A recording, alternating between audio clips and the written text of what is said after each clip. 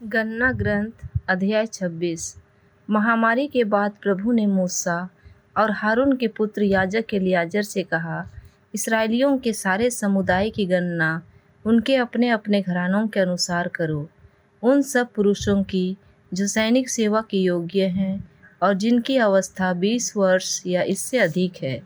इस पर याजक एलियाजर के साथ मूसा ने मोआब के मैदान में यरदन के पास यरीहो के निकट 20 वर्ष और इससे अधिक के लोगों की गणना ठीक वैसे ही की जैसे प्रभु ने मूसा को आदेश दिया। वे इस्राएली जो मिस्र से निकल आए थे ये थे: इस्राएल का जेठा पुत्र रूबेन। रूबेन के पुत्र ये थे: हनोक जिससे हनोकियों का कुल, पल्लू जिससे पल्लुओं का कुल, हेस्रोन जिससे हेस्रोनियों का, और कर्मी जिससे कर्मियों का कुल उत्पन्न हुआ। ये रूबेन के कुल थे। इनकी संख्या 43,730 थी। पल्लू का पुत्र एलियाब था। एलियाब के पुत्र ये थे: नमूएल, दातान और अबीराम। दातान और अबीराम समुदाय के वे नेता थे जिन्होंने मूसा और हारून के विरुद्ध विद्रोह किया था। वे कोरह के दल के साथ थे। जब उन्होंने प्रभु के विरुद्ध विद्रोह किया था, पृथ्वी ने उन्हें और कोरह को अपना मुंह खोलकर निगल लिया था और उसके दल वाले उस अग्नि में मर गए थे जिसने 250 पुरुषों को भस्म कर दिया था। उनके भस्म होने की घटना चेतावनी के रूप में थी। उनके साथ कोरह के पुत्रों की मृत्यु नहीं हुई थी। अपने अपने कुलों के अनुसार सिमियोन के पुत्र ये थे: नमूएल जिससे नमूएलियों का कुल, यामीन जिससे यामीनियों का कुल, याकीन जिससे याकीनियों का कुल, जेरह जिससे जेरहियों का कुल, और शाऊल जिससे शाऊलियों का कुल उत्पन्न हुआ। ये सिमियोन के कुल थे। इनकी संख्या 22,200 थी। अपने अपने कुलों के अनुसार गाद के पुत्र ये थे: सिफोन जिससे सिफोनियों का कुल, हग्गी जिससे हग्गियों का कुल, शूनी जिससे शूनियों का कुल, ओजनी जिससे ओजनियों का कुल, एरी जिससे एरियों का कुल, अरोद जिससे अरोदियों का कुल, और अरेली जिससे अरेलियों का कुल उत्पन्न हुआ। ये गाद के कुल थे। इनकी संख्या 40,500 थी। यूदा के पुत्र एर और ओनान थे। एर और ओनान की मृत्यु कनान देश में हुई थी। अपने अपने कुलों के अनुसार यूदा के पुत्र ये थे: शेला जिससे सेलानियों का कुल, येरेस जिससे येरेसियों का कुल, और जेरह जिससे जेरहियों का कुल उत्पन्न हुआ। येरेस के पुत्र ये थे: हेस्रोन जिससे हेस्रोनियों का कुल, और हामुल जिससे हामुलियों का कुल उत्पन्न हुआ। ये यूदा के कुल थे। इनकी संख्या 76,500 थी। अपने अपने कुलों के अनुसार इसाकार के पुत्र ये थे: तोला जिससे तोलाइयों का कुल, पुब्वा जिससे पुबाइयों का कुल, याशुब जिससे याशुबियों का कुल, और सिमरोन जिससे सिमरोनियों का कुल उत्पन्न हुआ। ये इसाकार के कुल थे। इनकी संख्या 64,300 थी। अपने अपने कुलों के अनुसार जबूलोन के पुत्र ये थे: सेरेद जिससे सेरेदियों का कुल, एलोन जिससे एलोनियों का कुल, और यहलीएल जिससे यहलीएलियों का कुल उत्पन्न हुआ। ये जबूलोन के कुल थे। इनकी संख्या 60,500 थी। अपने अपने कुलों के अनुसार यूसुफ के पुत्र थे: मनश्शे और एफ्राइम। मनश्शे के पुत्र माकीर से माकीरियों का कुल। माकीर गिलाद का पिता था। गिलियाद से गिलियादियों का कुल। गिलियाद के पुत्र येजेर से येजेरियों का कुल। हेलेक से हेलेकियों का कुल। अस्रियल से अस्रियलियों का कुल। सिखेम से सिखेमियों का कुल। शमीदा से शमीदाइयों का कुल, और हेफेर से हेफेरियों का कुल। हेफेर के पुत्र सलोफहाद के कोई पुत्र न था, उसके केवल पुत्रियां थीं। सलोफहाद के पुत्रियों के नाम ये थे: महला, नोआ, होगला, मिल्का और तिर्सा। ये मनश्शे के कुल थे। इनकी संख्या 52,700 थी। अपने अपने कुलों के अनुसार एफ्राइम के पुत्र ये थे: शुतेलह से शुतेलेहियों का कुल, बेकेर से बेकेरियों का कुल, और तहन से तहनियों का कुल। शुतेलह के पुत्र ये थे: ईरान से ईरानियों का कुल। ये एफ्राइम के कुल थे। इनकी संख्या 32,500 थी। अपने अपने कुलों के अनुसार बेन्यामीन के पुत्र ये थे: बेला से बेलाइयों का कुल, अशबेल से अशबेलियों का कुल, अहीराम से अहीरामियों का कुल, शफुफाम से शफुफामियों का कुल, और हुफाम से हुफामियों का कुल। बेला के पुत्र अर्द और नामान थे। अर्द से अर्दियों का कुल, और नामान से नामानियों का कुल। ये बेन्यामीन के कुल थे। इनकी संख्या 45,600 थी। अपने अपने कुलों के अनुसार दान के पुत्र ये थे: शुहाम से सुहामियों का कुल। ये दान के कुल थे। ये सब सुहामियों के कुल थे। इनकी संख्या 64,400 थी। अपने अपने कुलों के अनुसार आशेर के पुत्र ये थे: यिम्ना से यिम्नाइयों का कुल, यिश्वी से यिश्वियों का कुल, और बरिया से बरियाइयों का कुल। बरिया के पुत्रों से हेबेर से हेबेरियों का कुल, और मलकीएल से मलकीएलियों का कुल। आशेर की पुत्री का नाम सारा था। ये आशेर के कुल थे। इनकी संख्या 53,400 थी। अपने अपने कुलों के अनुसार नप्ताली के पुत्र ये थे: यहसेल से यहसेलियों का कुल, गुनी से गुनियों का कुल, येसेर से येसेरियों का कुल, और शिलेम से शिलेमियों का कुल। ये नप्ताली के कुल थे। इनकी संख्या 45,400 थी। इस प्रकार इस्राएल के लोगों की कुल संख्या 6,01,730 थी। प्रभु ने मूसा से कहा, इन कुलों में इनकी जनसंख्या के अनुसार विरासत के रूप में भूमि बांट दी जाए।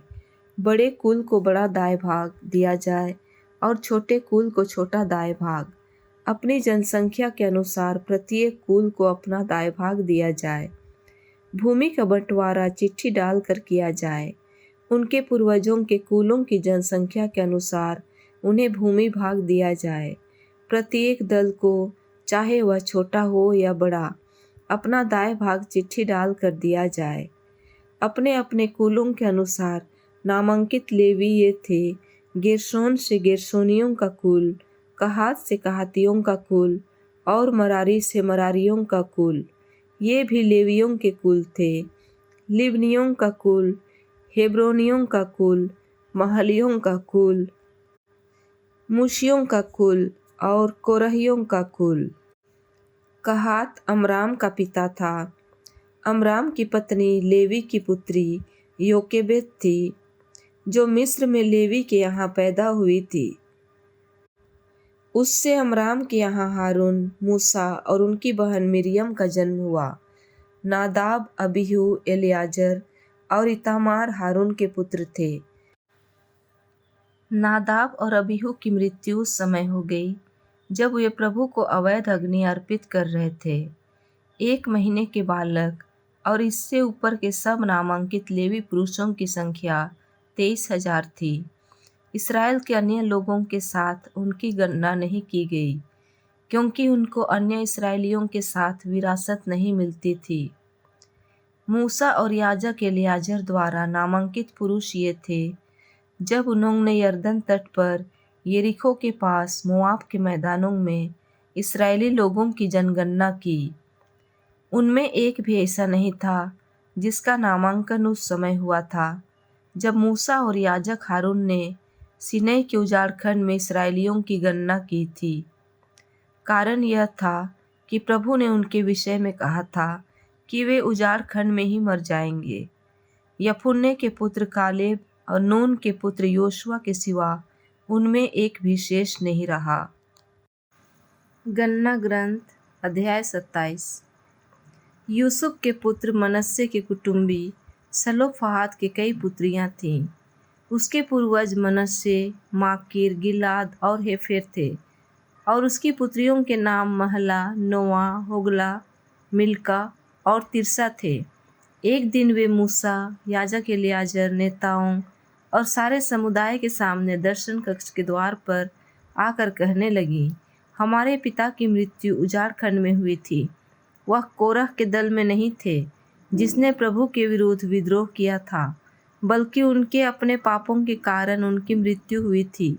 क्या हमारे पिता का नाम उनके कुल से इसलिए लुप्त हो जाएगा कि उनके कोई पुत्र नहीं था? हमारे पिता के कुटुंबियों के साथ हमें भी दाएं भाग दीजिए। मूसा ने उनका मामला प्रभु के सामने रख दिया। प्रभु ने मूसा को उत्तर दिया, सलोफहाद की पुत्रियां ठीक ही तो कहती हैं। उनके पिता के कुटुंबियों के साथ उन्हें भी दाएं भाग दो। तुम उन्हें उनके पिता के भाइयों के साथ विरासत के रूप में भूमि दो। तुम इस्राएलियों को यह आदेश दोगे कि यदि कोई पुरुष पुत्रहीन मर जाए तो उसका दाएं भाग उसकी पुत्रियों को मिले। यदि उसकी कोई पुत्री ना हो तो उसका दाएं भाग उसके भाइयों को मिले। यदि उसके कोई भाई ना हो तो उसका दाएं भाग उसके पिता के भाइयों को मिले।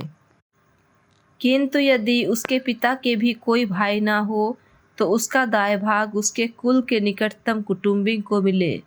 वह उसके दाएं भाग का अधिकारी होगा। यह इस्राएलियों की विधि की मांग है, जैसा कि प्रभु ने मूसा को आदेश दिया था। प्रभु ने मूसा से कहा, उस अबीराम पर्वत पर चढ़कर उस देश को देखो जिसे मैं इस्राएलियों को देने वाला हूँ। उसे देखने के बाद तुम्हारी मृत्यु हो जाएगी, जैसे कि तुम्हारे भाई हारून की मृत्यु हुई। इसका कारण यह है कि जब सीन के उजाड़खंड के जलाशय के पास समुदाय ने विद्रोह किया, तब तुम दोनों ने मेरे आदेश का उल्लंघन किया और समुदाय के सामने मेरी पवित्रता का सम्मान नहीं किया। यह सीन के उजाड़खंड में कादेश के मरीबा का जलाशय है। मूसा ने प्रभु से कहा, प्रभु ईश्वर, सब प्राणियों का जीवन दाता, समुदाय के एक ऐसे व्यक्ति को नियुक्त करे जो उसका पथ प्रदर्शन करेगा। ऐसा ना हो कि प्रभु की प्रजा उन भेड़ों जैसी हो जाए जिनका कोई चरवाहा नहीं। इस पर प्रभु ने मूसा से कहा, नून के पुत्र योशुआ को लो, वह आत्मा से परिपूर्ण है। तुम उस पर हाथ रखोगे, उसे याजक एलियाजर तथा सारे समुदाय के सम्मुख उपस्थित करोगे और उसे उनके सामने नियुक्त करोगे। तुम उसे अपनी प्रतिष्ठा का भागी बना दोगे, जिससे इस्राएलियों का समुदाय उसके आदेश का पालन करे। वह याजक एलियाजर के सम्मुख खड़ा होगा और एलियाजर प्रभु के सामने उरीम के माध्यम से उसके लिए निर्णय प्राप्त करेगा। उसी निर्णय के अनुसार वह और समस्त इस्राएली समुदाय कार्य करेंगे। मूसा ने ठीक वैसा ही किया जैसा प्रभु ने आदेश दिया था। उसने योशुआ को बुलाकर याजक एलियाजर और सारे समुदाय के सामने उपस्थित किया, उस पर हाथ रखे और इस प्रकार उसे नियुक्त किया जैसा प्रभु ने मूसा के माध्यम से आदेश दिया था। स्तोत्र ग्रंथ अध्याय 82। ईश्वर स्वर्ग सभा में उठ खड़ा हुआ है, वह देवताओं के बीच न्याय करता है। तुम कब तक दोषियों का पक्ष लेकर अन्यायपूर्ण निर्णय देते रहोगे? निर्बल और अनाथ की रक्षा करो, दरिद्र और दीनहीन को न्याय दिलाओ। निर्बल और दरिद्र का उद्धार करो, उन्हें दुष्टों के पंजे से छुड़ाओ। वे ना तो जानते हैं और ना समझते हैं, वे अंधकार में भटकते रहते हैं। पृथ्वी के सब आधार डगमगाने लगे हैं। मैं तुमसे कहता हूं कि तुम देवता हो, सब के सब सर्वोच्च ईश्वर के पुत्र हो, तब भी तुम मनुष्यों की तरह मरोगे। शासकों की तरह ही तुम्हारा सर्वनाश होगा। ईश्वर, उठ और पृथ्वी का न्याय कर, क्योंकि समस्त राष्ट्र तेरे ही है।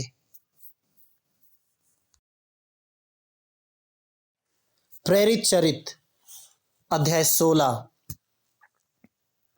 वह पौलुस और हम लोगों के पीछे पीछे चलकर चिल्लाती रहती थी, ये लोग सर्वोच्च ईश्वर के सेवक हैं और आप लोगों को मुक्ति का मार्ग बताते हैं। वह बहुत दिनों तक ऐसा ही करती रही। अंत में पौलुस तंग आ गया और उसने मुड़कर उस आत्मा से कहा, मैं तुझे ईसा मसीह के नाम पर इससे निकल जाने का आदेश देता हूं। और वह उसी क्षण उससे निकल गया। जब उसके मालिकों ने देखा कि उनकी आमदनी की आशा चली गई, तो वे पौलुस तथा सिलस को पकड़कर चौक में अधिकारियों के पास खींच ले गए। उन्होंने पौलुस और सिलस को न्यायकर्ताओं के सामने पेश किया और कहा, ये व्यक्ति हमारे शहर में बड़ी अशांति फैलाते हैं। ये यहूदी हैं और ऐसी प्रार्थनाओं का प्रचार करते हैं जिन्हें अपनाना या जिन पर चलना हम रोमियों के लिए उचित नहीं है। उनके विरोध में भीड़ भी एकत्र हो गई। तब न्यायकर्ताओं ने कपड़े उतरवाकर उन्हें कोड़े लगाने का आदेश दिया। उन्होंने पौलुस और सिलस को खूब पिटवाया और कारापाल को बड़ी सावधानी से उनकी रखवाली करने का आदेश देकर उन्हें बंदीगृह में डलवा दिया। कारापाल ने ऐसा आदेश पाकर उन्हें भीतरी बंदीगृह में रखा और उनके पैर काठ में जकड़ दिए। पौलुस और सिलस की मुक्ति। आधी रात के समय जब पौलुस तथा सिलस प्रार्थना करते हुए ईश्वर की स्तुति गा रहे थे और कैदी उन्हें सुन रहे थे, तो एकाएक इतना भारी भूकंप हुआ कि बंदीगृह की नींव हिल गई। उसी क्षण सब द्वार खुल गए और सब कैदियों की बेड़ियां ढीली पड़ गई। कारापाल जाग उठा और बंदीगृह के द्वार खुले देखकर समझ गया कि कैदी भाग गए हैं। इसलिए उसने तलवार खींचकर आत्महत्या करनी चाहिए। किंतु पौलुस ने ऊंचे स्वर से पुकार कर कहा, अपनी हानि मत कीजिए, हम सब यहीं हैं। तब कारापाल चिराग मंगाकर भीतर दौड़ा और कांपते हुए पौलुस तथा सीलस के चरणों पर गिर पड़ा। उसने उन्हें बाहर ले जाकर कहा, सज्जनों, मुक्ति प्राप्त करने के लिए मुझे क्या करना चाहिए? उन्होंने उत्तर दिया, आप प्रभु ईसा में विश्वास कीजिए तो आपको और आपके परिवार को मुक्ति प्राप्त होगी। इसके बाद उन्होंने कारापाल और उसके सब घर वालों को ईश्वर का वचन सुनाया। उसने रात को उसी घड़ी उन्हें ले जाकर उनके घाव धोए। इसके तुरंत बाद उसने और उसके सारे परिवार ने बपतिस्मा ग्रहण किया। तब उसने पौलुस और सिलस को अपने यहाँ ले जाकर भोजन कराया और अपने सारे परिवार के साथ आनंद मनाया, क्योंकि उन्होंने ईश्वर में विश्वास किया था। दीन हो जाने पर न्यायकर्ताओं ने परिचरों द्वारा कहला भेजा कि उन व्यक्तियों को छोड़ दो। कारापाल ने पौलुस को यह संदेश सुनाया, न्यायकर्ताओं ने कहला भेजा है कि आप लोगों को छोड़ दिया जाए। अब आप बाहर आकर कुशल पूर्वक बाहर जा सकते हैं। किंतु पौलुस ने परिचरों से कहा, हम रोमी नागरिक हैं, फिर भी हम पर लगाए हुए अभियोग की जांच किए बिना उन्होंने हमें सबों के सामने कोड़े लगवाकर बंदीगृह में डाल दिया और अब वे हमें चुपके से निकल रहे हैं। ऐसा नहीं होगा, वे खुद आकर हमें बाहर ले जाएं। परिचरों ने न्यायकर्ताओं को ये बातें सुनाई। न्यायकर्ता यह सुनकर डर गए कि पौलुस और सिलस रोमन नागरिक हैं। उन्होंने आकर क्षमा मांगी और उन्हें बंदीगृह से बाहर ले जाकर अनुरोध किया कि वे नगर छोड़कर चले जाएं। पौलुस और सिलास बंदीगृह से निकलकर लुदिया के यहाँ गए। वे भाइयों से मिले और उन्हें सांत्वना देने के बाद वहां से चल पड़े।